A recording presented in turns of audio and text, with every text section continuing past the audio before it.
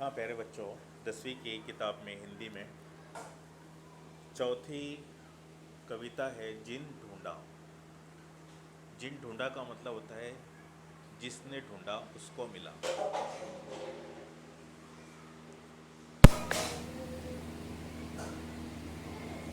और इसके लेखक है, इसके कवि संत कबीर। संत कबीर के बारे में आप लोग बहुत कुछ जानते ही होंगे। बनारस में वो पैदा हुए थे और शायद मराठी के अंदर आपको उनका एक सबक भी था।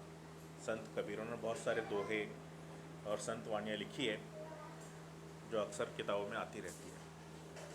तो जिन ढूंढा, ये उन्होंने लिखा हुआ एक दोहा ही है समझ लीजिए, जिसमें आपको एक पैगाम दिया हुआ है। इसमें 5 या 6 नंबर का कोई शेर है, उसमें इसका तस्करा है जिन ढूंढा का।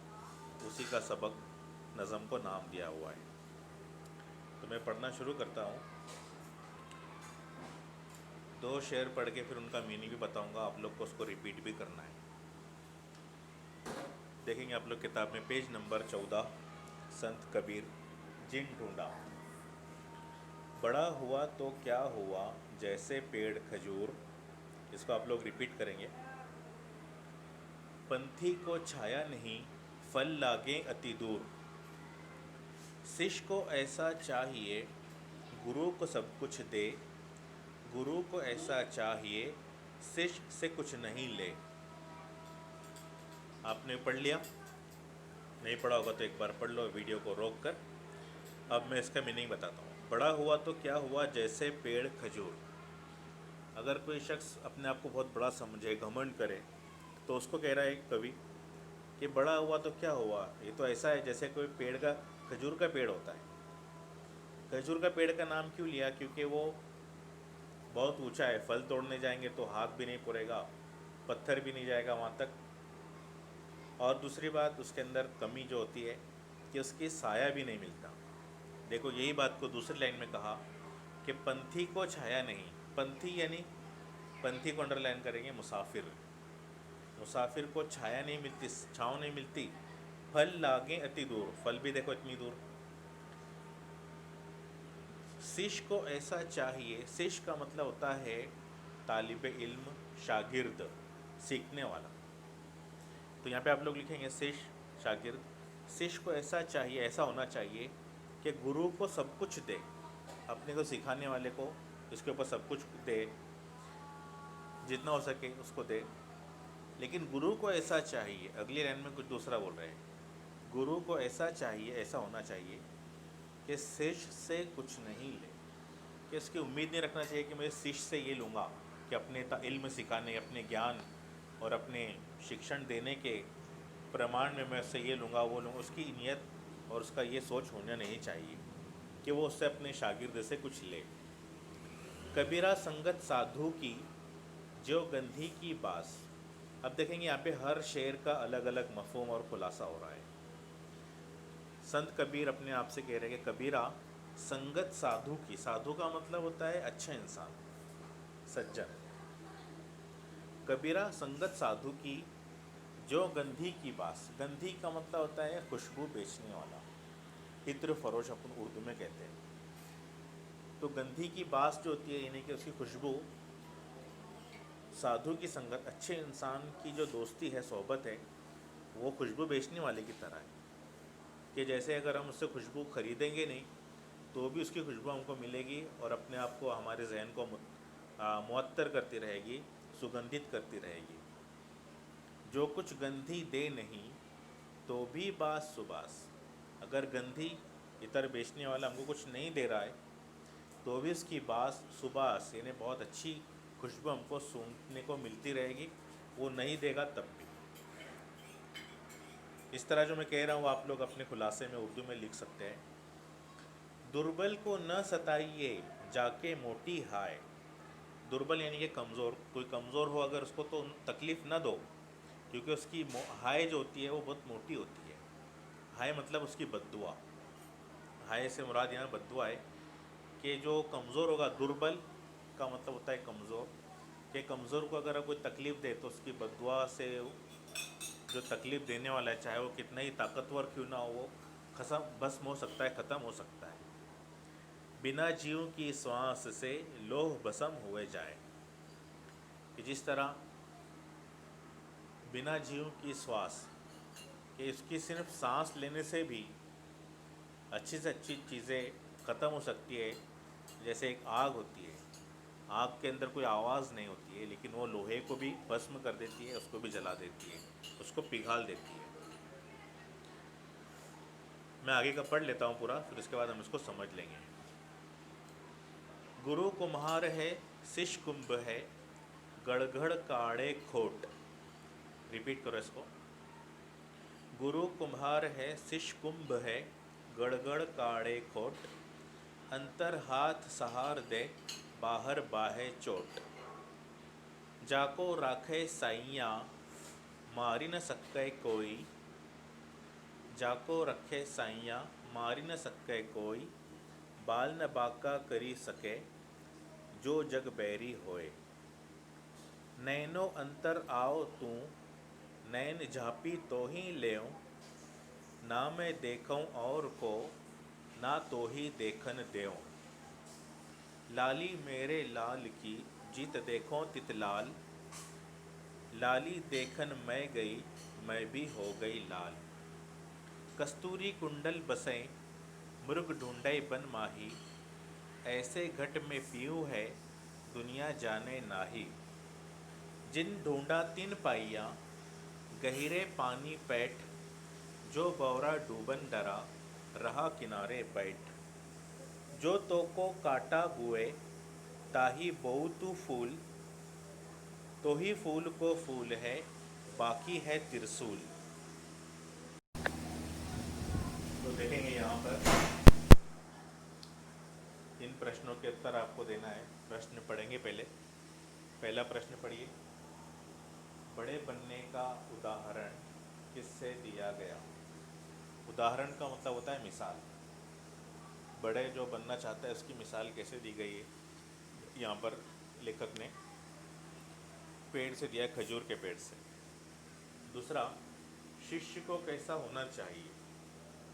देखेंगे यहाँ पर किताब में शिष्य का जो लफ्ज़ है सो से, कविता में शेर को सही बनाने के लिए अल्फाज को टेढ़ा मेढ़ा किया जाता है। तो सही लफ्ज़ इस तरह है, शिष्य। शिष्य का मतलब होता है तालिबे इल्म, विद्यार्थी। शिष्य को कैसा होना चाहिए? कि वो गुरु को सब कुछ दे। शिष्य को ऐसा होना चाहिए कि वह गुरु को सब कुछ दे। तीसरा प्रश्न, दुर्बल को क्यों नहीं सताना चाहिए? उत्तर, दुर्बल को इसलिए नहीं सताना चाहिए कि उसकी हाय बहुत बड़ी होती है। इस तरह से उसका जवाब आएगा। चौथा, गुरु को कैसा होना चाहिए? गुरु को कैसा होना चाहिए? तो उसका उत्तर लिखेंगे हम कि गुरु को ऐसा होना चाहिए कि वो अपने शिष्य से कुछ नहीं ले। शिष्य यानी विद्यार्थी। तो इस तरह से आप लोग ये प्रश्न लिखकर इसके जवाब भी लिखकर मुझे भेजना है। आगे की मैं कविता समझाता हूँ। हाँ प्यारे बच्चों, देखेंगे यहाँ पर ये जिन ढूंढा कविता है हमारी। तो ज़रा थोड़ा समझ लो। बड़ा हुआ तो क्या हुआ, जैसे पेड़ खजूर। पंथी को अंडरलाइन करेंगे, मुसाफिर को छाया नहीं, छाया यानी साया। फल लागे अति दूर, अति मतलब बहुत, बहुत दूर फल लगते हैं। शिष्य को ऐसा चाहिए, गुरु को सब कुछ दे। आप लोग वीडियो को पॉज करके उसकी मीनिंग लिखते रहेंगे। शिष्य यानी तालिबे इल्म, सीखने वाला, को ऐसा चाहिए गुरु को सब कुछ दे। गुरु को ऐसा चाहिए शिष्य से कुछ नहीं ले। यानी गुरु को, सिखाने वाले को, उस्ताद को ऐसा होना चाहिए कि वो अपने शागिर्द से कुछ नहीं लेगा। ये उसकी नियत और इरादा होना चाहिए। कबीरा संगत साधु की, जो गंधी की बास। साधु की जो संगत होती है, अच्छे इंसानों की जो सोहबत, साथ, दोस्ती होती है, वो अच्छे खुशबू वाले की तरह होती है। गंधी यानी खुशबू वाला। तो यहाँ लिखेंगे खुशबू वाला। इसके बाद अगर खुशबू वाला हमको कुछ नहीं दे तो भी हमें उसकी खुशबू मिलती ही रहेगी। दुर्बल को न सताइए जाके मोटी हाय।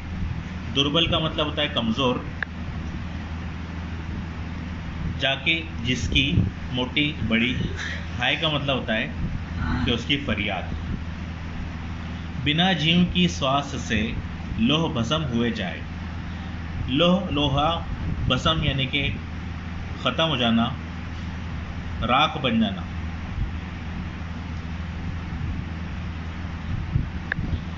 देखिए यहाँ लिखा है राख हो जाना।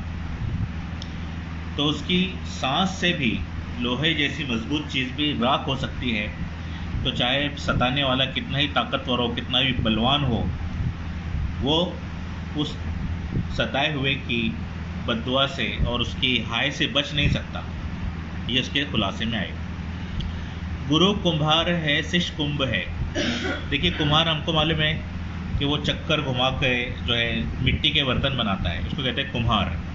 तो गुरु जो होता है उस्ताद, वो कुम्हार की तरह होता है, और शिष्य यानी शागिर्द कुंभ की तरह होता है। कुंभ यानी जो उसका चक्कर है, जो बैलगाड़ी का चाक होता है, उसको कुंभ कहते हैं।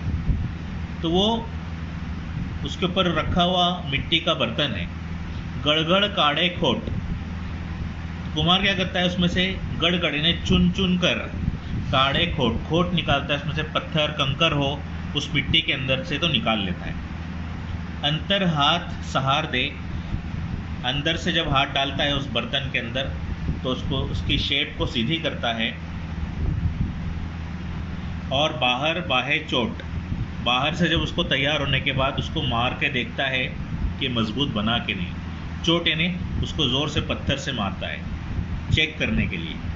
तो ऐसा ही जो उस्ताद होता है वो अपने शागिर्द को उसमें से बारीक बारीक चीज़ें निकालता है, कमियां निकालता है और कमियों को दूर करता है ताकि वो मजबूत हो जाए। फिर दुनिया उसको जो है बड़े बड़े आजमाइशों से भी चेक करेगी तो वो पास हो जाएगा। जाके राखे साइयाँ। साइयाँ मतलब खुदा। जाको यानी जिसको। जाको रखे साइयाँ कि जिसको खुदा ने रखा, उसकी हिफाजत की, उसकी सुरक्षा की। मारी न सके कोई, उसको कोई मार नहीं सकता। बाल न बाका करी सके, उसका कोई बाल भी नहीं बाका कर सकता। जो जग बैरी हो, जिसने दुनिया को छोड़ दिया और भगवान का हो गया, जिसने इबादत में लग गया, भगवान की भक्ति में लग गया, उसको दुनिया कोई बिगाड़ नहीं सकती। ये उसका खुलासा है। नैनो अंतर आओ तू, नैन झांपी तो ही ले। यहाँ पे कवि भगवान से कह रहा है कि नैनो अंतर, नैनो का मतलब होता है आंखें, कि वो कह रहा है कि भगवान तू मेरे आंखों में आ जा। नैनो अंतर आओ तू, नैन झांपी तो मैं आंखें बंद कर लूँ। झांप लेना नहीं, बंद कर लेना। तू मेरे आंखों में आ जाए तो मैं आंखें बंद कर लूँ, ना मैं देखूँ और को, फिर मैं तेरे सिवा किसी को ना देखूँ। यानी खुदा की याद ताज़ा हो जाए उसके आंखों में, उसके जहन में। ये कवि चाहता है। ना तो ही देखन देव, ना मैं किसी और को देखूं और ना तू मुझे देखने दे, किसी और को देखने दे तेरे सिवा। अगला शेर देखते हैं। लाली मेरे लाल की जित देखो तित लाल। यहाँ पर कृष्ण कन्हैया से की तरफ इशारा है कि उसकी माँ कहती है कि वो उसको बहुत अपना बेटा लाडला नज़र आता है, हालांकि वो रंग में सांवले थे। तो कहती है कि लाली मेरे लाल की, नहीं अपना बेटा तो सब आपको लाल कहते हैं, वो सबको अच्छा ही दिखता है, जितना देखो उतना लाल। लाली देखन मैं गई, मैं भी हो गई लाल। वो कहती है कि मैं भी उसको देखते देखते लाल हो गई। अगला देखते हैं। कस्तूरी कुंडल बसे, मुर्ग ढूंढे बन माही। कस्तूरी जो होता है, कस्तूरी कुंडल बसे, मृग ढूंढे बन माही। कस्तूरी का मतलब होता है मुश्क की खुशबू। कस्तूरी, मुश्क, कुंडल यानी कि जो हिरन होती है, हिरन के कुंडल में होता है वो। कुंडल यानी कि उसका हम क्या कह सकते हैं उसको कि भूल भुलैया, वो कहाँ है वो कोई बता नहीं सकता। मृग, मृग के दो मीनिंग होते हैं, एक शिकारी होता है और एक तलाश करने वाला होता है। मृग ढूंढे बन माही, बन के अंदर, बन यानी कि जंगल में, यानी कि शिकारी जो है पूरे जंगल में हर जगह ढूंढ रहा है कस्तूरी को, लेकिन अब आगे क्या कह रहे शायर कि ऐसे घट में पीऊ है दुनिया जाने नाही। ऐसे घट में, ऐसी रूह में, ऐसे जिस्म में वो छुपी हुई है, पीऊ यानी छुपी हुई, दुनिया जाने नाही, दुनिया को नहीं पता। ये उसका खुलासा है। जिन ढूंढा तिन पाइया गहरे पानी पैठ, जिसने ढूंढा उसने पाया गहरे पानी के तह में भी। और आगे कह रहा है जो बौरा डूबन डरा, और जो बावला हो गया, बेवकूफ़ हो गया, डूबने से डर गया, रहा किनारे बैठ, वो किनारे पर ही बैठा रहा, उसको कोई हीरा मोती मिलने वाला नहीं है। लेकिन जिसने पानी में छलांग लगा दी, उससे बेखौफ होकर उसके अंदर डूब गया, तो उसको हीरा और जो भी उसके अंदर मोती होगा, खजाना होगा, वो उसको मिल जाएगा, क्योंकि गहरे पानी पेट में छुपा हुआ है। जो तो को कांटा बुए, यहाँ पर देखो कह रहा है कि जो तुम्हारे लिए तुम कांटा बुए, जो तुम्हारे लिए कांटा बुए, तुम्हारे रास्ते में कांटे डाले, ताही बहु तू फूल, तुम उसके रास्ते में फूल डालो। ये कवि हमको इसका सबक दे रहा है, संत कबीर, कि जो हमारे साथ हम क्या करते हैं कि जो ईंट का जवाब पत्थर से देते हैं, कि जिसने ईंट से मारा उसको हम पत्थर से मारेंगे, नहीं। वो कह रहे अगर कोई कांटे डाले तो हम उसके रास्ते में फूल डालें। और यही हमारे इस्लाम की तालीम है। हमारे प्यारे नबी हुज़ूर सल्लल्लाहु अलैहि वसल्लम के अखलाक ऐसे ही थे कि जो आपको तकलीफ़ देता था आप उस पर सब्र करते थे और उसको अच्छाई पहुंचाते थे। तो ये तालीम देखो यहाँ पर दी जा रही है। तो ही फूल को फूल है बाकी है तिरसूल, तो ही फूल को फूल है बाकी है तिरसूल, यानी हम अगर किसी को फूल देंगे तो हमको मिलेगा, हमको फूल ही मिलेगा, बाको है तिरसूल। और जिसने कांटा दूसरों को डाला उसको कांटा मिलेगा। तिरसूल का मतलब भी कांटा ही होता है। तो आप लोग इसका उर्दू में हर शेर का एक मीनिंग लिखेंगे और फिर मैं इसके खुलासे का आपको वीडियो भेजता हूँ।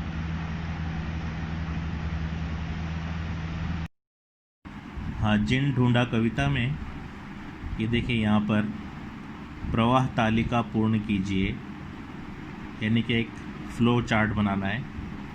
पहले हम लिखेंगे जैसी करनी वैसी भरनी, दूसरे में कोई तुम्हारे लिए कांटे बोए, तीसरे में तुम उसके लिए फूल बोओ, चौथे में तुमको मिलेंगे फूल, और लास्ट में उसको मिलेंगे त्रिशूल। इधर जोड़ियाँ लगाना है, सही जोड़ियों का जवाब यहाँ लिखना है इस तरह से। इसके बाद शब्द समूह के लिए एक शब्द, यानी इनके लिए एक ही शब्द लिखना है। कस्तूरी की खोज करने वाला, कविता में आया है मृग, तो हमने लिख दिया मृग। किनारे पर बैठा रहने वाला, बौरा। तीन नोकों वाला अस्त्र, त्रिशूल। जो बलहीन है, दुर्बल। यहाँ पर देखेंगे, सवाल अच्छे से पढ़ने का पहले निम्नलिखित अर्थ के शब्द दोहों से ढूंढकर लिखिए, यानी इसके लिए क्या शब्द दोहे में आया है, नज़म में आया है, वो ढूंढ के लिखना है। पुत्र के लिए आया है लाल, लाली मेरे लाल की। इत्र विक्रेता, गंधी। परमात्मा, साइयाँ। खुद, तोही। इसके बाद यहाँ पर देखेंगे दोहों में आए सुवचन, जिन ढूंढा तीन पाइयाँ, जो तो को काटा बुए तो ही, ताही बहु तो फूल। ये दो सुवचन है। मृग के लिए दो शब्द, दोहे में प्रयुक्त निम्न शब्दों के दो दो अर्थ लिखिए। इसके दो दो मायने हैं और क्या क्या नाम है, जैसे मृग शिकारी ढूंढने वाला, कुंभ कुंभ स्नान, चाक चक्का होता है ना, फल परिणाम पेड़ के फल, बाल सिर के बाल और बच्चे को भी बाल कहते हैं।